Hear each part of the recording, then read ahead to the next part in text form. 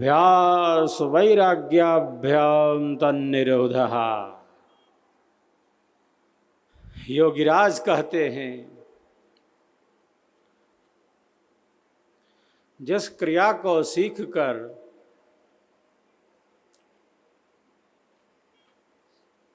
निरंतर उसकी पुनरावृत्ति की जाती है, वही अभ्यास कहा जाता है। अपने श्रेष्ठ संकल्पों की निरंतर पुनरावृत्ति करते रहना। जो हमारे लिए अच्छा है, जो हमारे आत्म कल्याण में उपयोगी है, जो हमारे लिए अति उत्तम है, उसका निरंतर अभ्यास।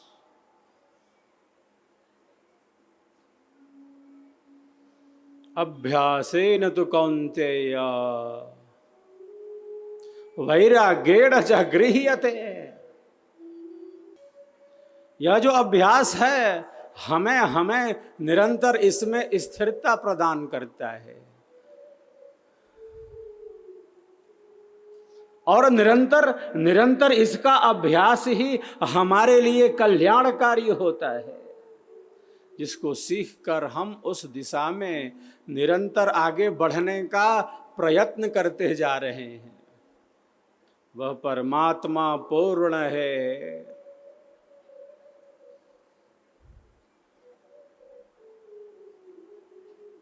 यह भी पूर्ण है, वह भी पूर्ण है। ऐसा परिपूर्ण है कि पूर्ण में से पूर्ण निकाल देने पर पूर्ण ही शेष बचता है, पूर्ण ही शेष बचता है। सब कुछ उसी से व्याप्त करने योग्य है। सब उसी से आच्छादित करने योग्य है।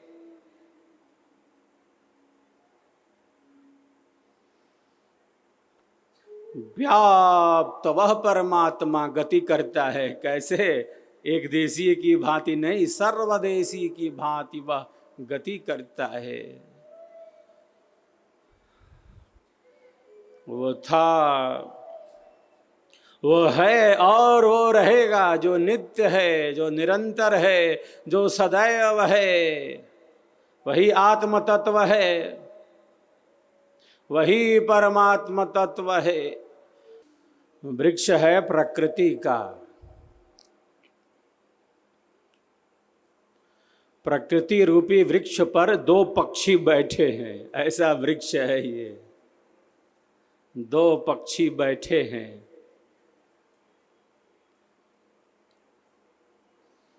एक पक्षी फल को खा रहा है, फल उसे प्रिय है, वो फल प्राप्ति की इच्छा रखता है, उसे फल चाहिए।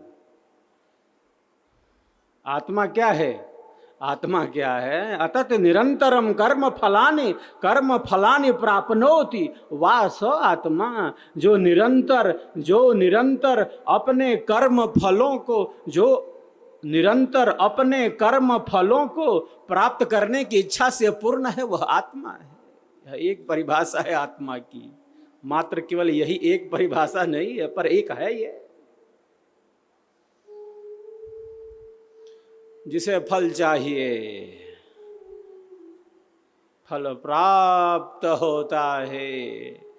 ये वृक्ष है प्रकृति का, ये संसार का वृक्ष है। दो पक्षी बैठे हैं, एक पक्षी भोगता है, वो फलों को खा रहा है। एक जो पक्षी है वो दृष्टा है, वो साक्षी है, वह देख रहा है, वो फलों का प्रदाता है। इसमें रहते हुए इससे अलग है, वो निर्लिप्त है, वह स्वच्छंद है, वो सहज है,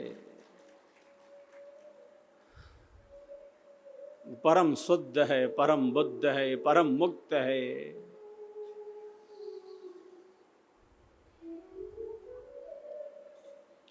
इस प्रकृति रूपी वृक्ष पर यही दो पक्षी बैठे हैं। एक आत्मा है जो भोगता है, जो भोग रहा है, जो अपने फलों को प्राप्त करता जा रहा है आदि अनादि काल से। कर्म करते जा रहे हैं और कर्म करते जा रहे हैं, तब उसका फल भी प्राप्त होता जा रहा है। जिस प्रकार का कर्म है वैसा ही फल उपस्थित है इस जन्म में, आगे आने वाले जन्म और जीवन में। फल प्रदाता ईश्वर है, जो हमारे कर्मों का अध्यक्ष है, हमारे कर्मों का स्वामी है, वो न्यायाधीश है।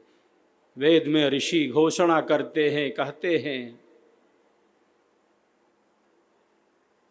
एको देवः सर्वभूतेषु गूढ़ः सर्वव्यापी सर्वभूतांतरात्मा कर्माध्यक्षः सर्वभूताधिवासः साक्षी चेता केवलो निर्गुणश्च केवलो निर्गुणश्च। वह एक देव ऐसा परम देव है तो सबके भीतर सूक्ष्म रूप से स्थित है, सर्वव्यापी है, सबके भीतर आंतरिक रूप से स्थित है। वही हमारे कर्मों का अध्यक्ष है, वही फल प्रदाता है। वह दुख नहीं देता, परमात्मा के पास दुख है नहीं।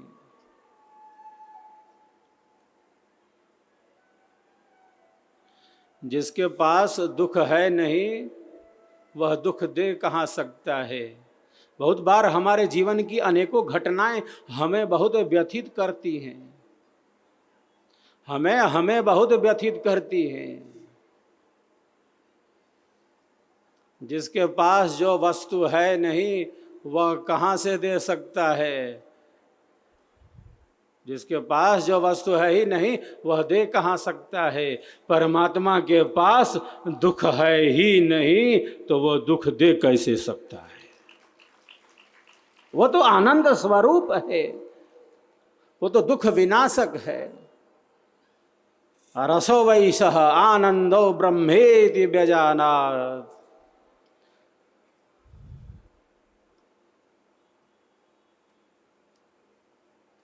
ब्रह्म ही आनंद है, और केवल ब्रह्म ही आनंद नहीं है, आनंद ही ब्रह्म है। रसो वै सः आनंदो ब्रह्मेति व्यजानात्। आनंदाद् वै खल विमानि भूतानि जायन्ते आनंदेन जातानि जीवन्ति आनंदम प्रयन्त्य विषम विसन्ति तत् ब्रह्म। जो आनंद स्वरूप है, उसका केवल अस्तित्व ही नहीं, जो प्रकृति है, जिस वृक्ष पर आत्मा है, फलों को भोग रही है, उसका अस्तित्व है। प्रकृति सत्य है, हम जीवात्मा सच्चित हैं, अस्तित्व है, और हमारे पास चेतना है।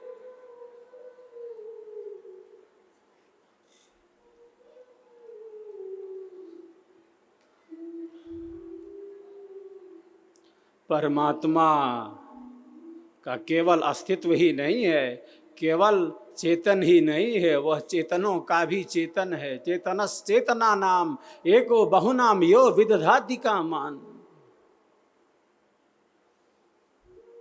उसका अस्तित्व है, और केवल अस्तित्व ही नहीं, वह चेतन है, और केवल चेतन ही नहीं, वह चेतनों का भी चेतन है।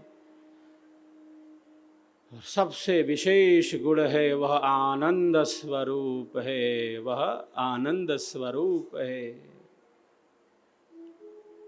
परमानंद महान है, शब्दानंद स्वरूप। केवल आनंद नहीं, वो परमानंद है। केवल शब्द नहीं, वो परम शब्द है। केवल ज्ञान नहीं, वो परम ज्ञान है। केवल शांति नहीं, वो परम शांति है। केवल पुरुष नहीं, वो परम पुरुष है। परम पुरुष और आत्मा, परम पुरुष और आत्मा संधि निरंतर योग। जड़ माया व्यापे नहीं, कभी न हो अभियोग, कभी न हो अभियोग। तो ऐसा यह योग है, विहंगम योग है। यह योग है, यह वियोग भी है। किसका वियोग? प्रकृति का, जड़ का, नश्वर का, विनाशी का। योग करने के लिए तो वियोग है, अलग होना है। वियोग में भी योग है, वियोग में भी योग है, और योग में भी वियोग है। ऐसा यह योग है। तो हम सबके जीवन का आधार, सर्वाधार परमात्मा आनंदमय है, सच्चिदानंद स्वरूप है। सद्गुरुदेव कहते हैं, मम आराध्य भगवान, बार बार बंधन करूं युक्ति भेद रत ज्ञान। ज्ञान युक्ति से मैं भजन करता हूँ। सद्गुरु की यह घोषणा है, जिसका केवल अस्तित्व नहीं, अस्तित्व है, जो केवल चेतन नहीं, जो चेतनों का भी चेतन है, जो केवल आनंद ही नहीं, जो परमानंद है। परमानंद महान है, शब्दानंद स्वरूप।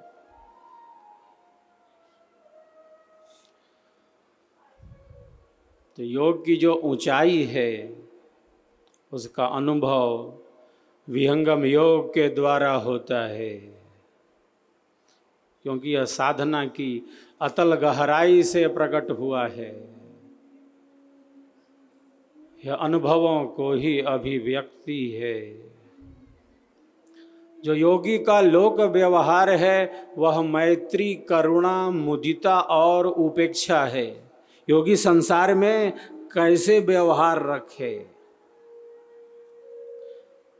उसे उस परम मार्ग पर आगे बढ़ना है, परम कल्याण की तरफ बढ़ना है, उस परमात्मा प्रकाश में आगे बढ़ना है।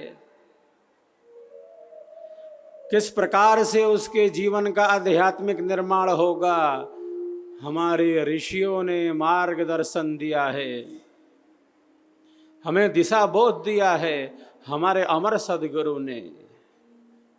एक भाव है मैत्री का, एक करुणा का, एक मुदिता का, और एक उपेक्षा का भाव है।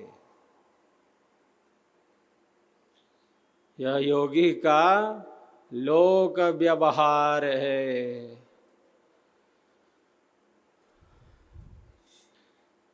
मैत्री भाव है श्रेष्ठ जनों के प्रति।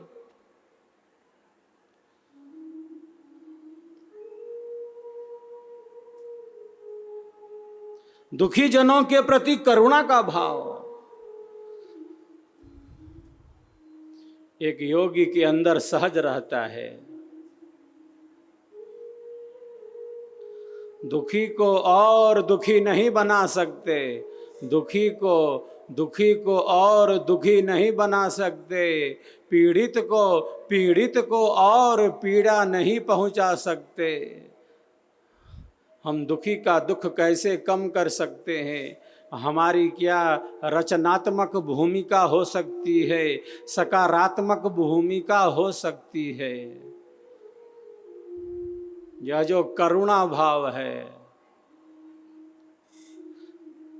हमें दुख नहीं चाहिए, दुखी हमें दुखी न बना सके, बल्कि दुखी के दुख को हम कैसे कम कर सकते हैं, यह जो करुणा भाव है, यह जो करुणा का स्पंदन है, वह योगी के भीतर सहज ही होता है, सरस ही होता है, ऐसा प्रेम होता है उसके भीतर।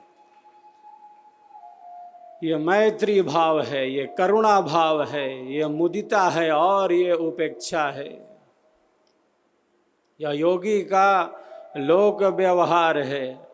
हमारे कारण किसी को अज्ञान पूर्वक, अधर्म पूर्वक कष्ट न मिले, यह करुणा है, यह सेवा है। एक है भाव मुदिता का, प्रसन्नता का। मन में उमंग हो, उत्साह हो, उत्सव हो, महापुरुषों के प्रति सम्मान की भावना हो। यह शिष्य के कल्याण का साधन है। यह प्रसन्नता, यह जागरूकता, यह उत्सव, यह उमंग यह प्रकाश पथ जो है यह शिष्य शिष्याओं के कल्याण का साधन है। यह मुदिता का भाव है, श्रेष्ठ जनों के प्रति, आध्यात्मिक जनों के प्रति मन में एक उल्लास है, एक श्रद्धा है, एक सहजता है।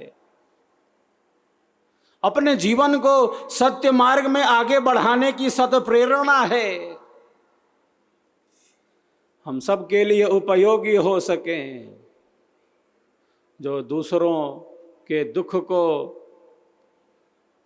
दूर करने का प्रयत्न करता है, अपनी उपयोगिता को सिद्ध करता है, यह ज्ञान जन जन तक पहुँचे, विहंगम योग का स्वर जन जन तक पहुँचे, स्वरवेद महामंदिर का शंखनाद गुंजायमान हो, स्वरवेद जन जन तक पहुँचे।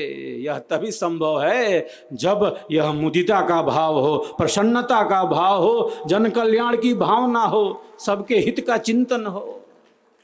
यह सेवा भाव है जो हमें समाज से जोड़ता है। यह योगी का लोक व्यवहार है, यह मन को एकाग्र करने का साधन है, यह चित्त को स्थिर करने का साधन है, यह आध्यात्मिक गति का साधन है, यह सत्संग में रुचि है, सत्संगी जनों के प्रति रुचि है, यह मुदिता। एक भाव है उपेक्षा का, जो कल्याण के मार्ग पर नहीं है, जो प्रायः छल में है, कपट में है। योगी सतर्क हो जाता है, सावधान हो जाता है, उसकी उपेक्षा करता है। उपेक्षा करनी पड़ेगी। संसार में भिन्न भिन्न मति वाले हैं, मुंडे मुंडे मतर भिन्न, भिन्न भिन्न निकृष्ट मनोवृत्तियों वाले हैं, जिनका मन हताशा निराशा कुंठा में है, जिनका मन अशुभ है, अपवित्र है। योगी को ऐसे अयोगी से सावधान रहना पड़ेगा, उचित दूरी बना के रखना होगा, दूर से ही नमस्ते कर लेना होगा, उससे घृणा नहीं है। योगी घृणा किसी से नहीं कर सकता, क्योंकि घृणा करके अपने मन को भला वो क्यों अशुद्ध करे। घृणा करने से अयोगी की, असत्संगी की, निम्न अंतःकरण वाले की आलोचना करने से, घृणा करने से उसका चित्त शुद्ध हो जाएगा क्या? उसका मन नियंत्रित हो जाएगा क्या? उसको शांति मिल जाएगी क्या? दूसरे की आलोचना करने से, दूसरे का अपमान करने से, निंदा करने से? बिल्कुल नहीं। घृणा को घृणा से नहीं हटाया जा सकता, घृणा को तो प्रेम से ही हटाया जा सकता है, प्रेम से ही हटाया जा सकता है। करूं मैं दुश्मनी किससे, करूं मैं दुश्मनी किससे, जब दुश्मन भी हो अपना। करूं मैं दुश्मनी किससे, जब दुश्मन भी हो अपना। मोहब्बत ने नहीं छोड़ी, मोहब्बत ने नहीं छोड़ी, दिल में जगह अदावत की, दिल में जगह अदावत की। ऐसा प्रेम का प्रवाह है कि वहाँ घृणा कहाँ रह सकती है, वहाँ अहंकार कहाँ रह सकता है। यहाँ तो प्रेम का ही प्रवाह है योगी के अंदर। वह अयोगी से भी घृणा नहीं कर सकता, बस उचित दूरी बना के रखता है, क्योंकि अयोगी जो है बड़ा भयंकर है। गंगा जल आप लाओ गंगोत्री से, गंगा जल लाओ गोमुख से, जहाँ से गंगा प्रकट है, एक बाल्टी भर के रखो गंगोत्री का जल, और उसी में गटर का एक चम्मच डाल दो।